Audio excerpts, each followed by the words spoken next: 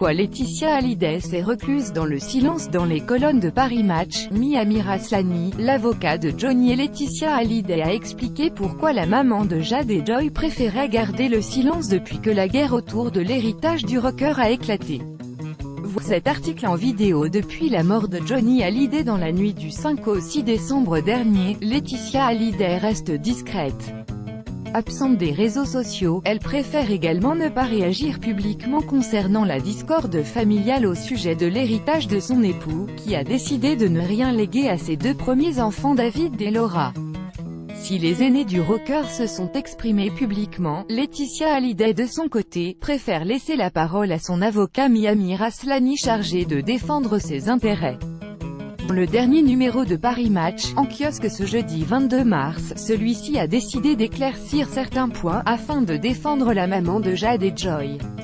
Interrogé sur les motivations de Laetitia Hallyday quant à sa volonté de ne pas s'exprimer publiquement, son avocat a été très clair, évoquant la situation délicate de la veuve du chanteur. Laetitia est une femme en deuil, a-t-il commencé, avant de poursuivre. Anéantie par la disparition de son mari, elle se consacre pleinement à ses filles qui ont perdu leur père. Selon lui, Laetitia Hallyday sortira de sa réserve tôt ou tard, à un moment elle interviendra. Mais le temps n'est pas venu, a-t-il lâché, avant de rajouter à propos du litige avec David et Laura, elle est aussi profondément attristée, considérant qu'elle a beaucoup œuvré pour réunir David et Laura autour de Johnny.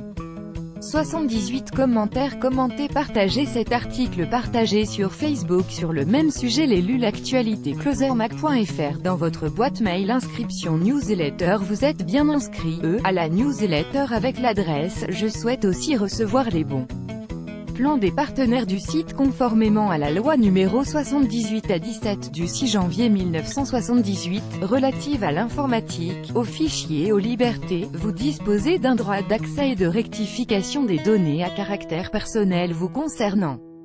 Pour l'exercer ou en savoir plus, cliquez ici.